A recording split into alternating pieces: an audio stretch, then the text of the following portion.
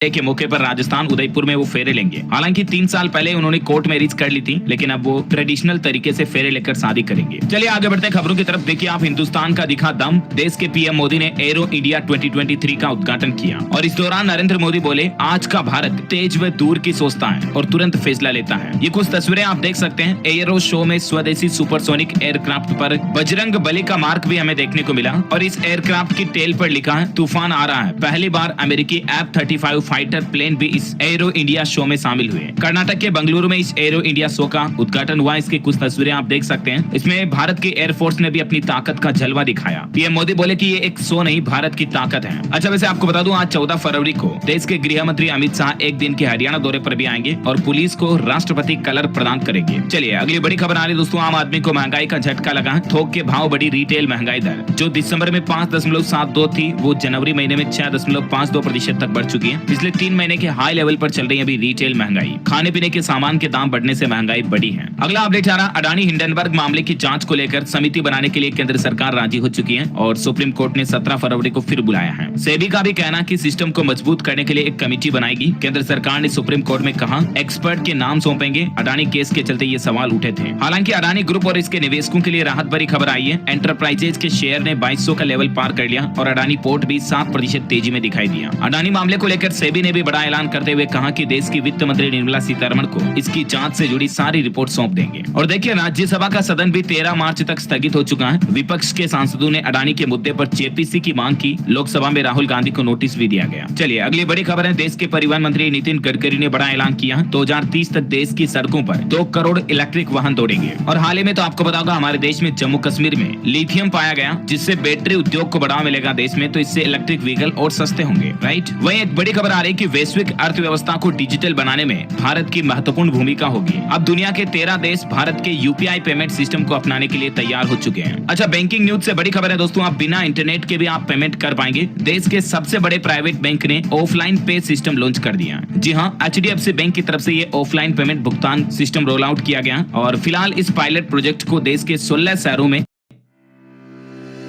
Airtel one के साथ आसानी से शेयर खरीदें और बेचें लॉन्च किया गया। यानी कि अब आप बिना इंटरनेट के भी ऑफलाइन पेमेंट कर पाएंगे। HDFC बैंक ये खास सुविधा लेकर आया। अच्छा, वही देखिए खेल समाचार पर बड़ी खबर। भारत पाकिस्तान के खिलाड़ियों ने एक दूसरे को गले लगाया। मैच के बाद ड्रेसिंग रूम में भी एक दूसरे से मिले प्लेयर्स। पाकिस्तान क्रिकेट बोर्ड की तरफ से ये वीडियो शेयर किया गया। भारतीय टीम ने विमेंस T20 वर्ल्ड कप में जीत से आगाज किया और इसकी कुछ तस्वीरें आप देख सकते हैं। अच्छा, महिलाओं के मोबाइल चलाने को लेकर एक बड़ी चौंकाने वाली रिसर्च आ रही है कि मोबाइल के कारण महिलाओं को दिखना बंद होता जा रहा। अंधेरे में महिलाएं रील्स देखती है, नेटफ्लिक्स देखती है और इसीलिए स्मार्टफोन विजन एक सिंड्रोम का खतरा पैदा होता जा रहा। ध्यान रखें, रात में जहां तक हो सके कम से कम मोबाइल फोन का इस्तेमाल करें और ब्राइटनेस जितना कम रखें उतना बेहतर है। वहीं देखिए बड़ी खबर, पाकिस्तान के पूर्व प्रधानमंत्री इमरान खान ने भारत की फॉरेन पॉलिसी को सराहा। इसकी सराहना करते हुए पाकिस्तान पूर्व पीएम बोले, पुतिन हमें भी सस्ता तेल देने को तैयार थे। जनरल बाजवा ने गड़बड़ कर दी। अच्छा, तुर्की सीरिया में जो भूकंप आया उसमें मौतों का आंकड़ा 36,000 से ज्यादा पहुंच चुका है। सीरिया बॉर्डर से लौटी 3 देशों की रेस्क्यू टीम, क्योंकि विद्रोहियों की झड़पों में जान गंवाने का भी डर है। वैसे सीरिया तुर्की के भूकंप के बाद हमारे भारत में भी कई जगहों पर वैज्ञानिकों ने भूकंप को लेकर रिसर्च शुरू कर दी है। हिमाचल प्रदेश में भी देखिए आप, IIT खड़गपुर की टीम करेगी मिट्टी और चट्टानों पर रिसर्च, क्योंकि हिमाचल प्रदेश में शिमला, कांगड़ा समेत 5 जिले डेंजर जोन में हैं और वहां पर अब भूवैज्ञानिक रिसर्च करेंगे, क्योंकि हिमाचल और इसके आसपास के राज्यों में जो हिमालयी क्षेत्र है वहां 8 की तीव्रता आने के भूकंप का अंदेशा है। IIT खड़गपुर ने इस पर रिसर्च शुरू कर दी है। बड़ी खबर देखिए, रूस से हथियार खरीदने के मामले में भारत पहले नंबर पर है। पिछले 5 साल में 1 लाख करोड़ रुपए के हथियार खरीदे रूस से भारत ने। अच्छा, भारत के विकास पर अच्छी खबर आ रही है दोस्तों। ये 22 शहर मार्च से कहलाएंगे स्मार्ट सिटी और फिर अन्य 78 शहरों का नंबर आएगा। और वो 22 शहर कौन कौन से आप देख सकते हैं, जिसमें भोपाल, इंदौर, आगरा, वाराणसी, भुवनेश्वर, चेन्नई वगैरह वगैरह शहर शामिल हैं। ये शहर मार्च तक स्मार्ट सिटी में कन्वर्ट कर दिए जाएंगे। वहीं देखिए बड़ी खबर, मोदी के नेहरू सरनेम वाले बयान पर राहुल गांधी ने पलटवार करते हुए कहा, कांग्रेस सांसद बोले कि पीएम को नहीं पता कि भारत में पिता का सरनेम लगाते हैं। राहुल ने कहा, अपमान करने वालों से मैं डरने वाला नहीं हूँ। अच्छा, वहीं केंद्र सरकार ने 86,912 करोड़ रुपए का GST मुआवजा जारी किया। एजी सर्टिफिकेट न जमा कराने वाले राज्यों को ये मुआवजे का लाभ नहीं मिला। बड़ी खबर है, सुप्रीम कोर्ट से केंद्र सरकार को मिली बड़ी राहत। जम्मू कश्मीर में हुए परिसीमन को ठहराया सही और इस संबंध में सारी याचिकाओं को खारिज कर दिया। वैसे जम्मू कश्मीर की बात हो रही है तो देखिए दोस्तों, 370 के बाद अब एक और फैसला है कश्मीर में। 32 साल बाद कश्मीर के प्राइवेट स्कूलों में भी अब हिंदी भाषा पढ़ाई जाएगी। शिक्षा परिषद ने इस संबंध में 8 सदस्यों की एक कमेटी बनाई है, जो 20 फरवरी तक रिपोर्ट और सिफारिशें सौंपेगी। वह देखिए पिछले 24 घंटों के दौरान 14,000 करोड़ रुपए की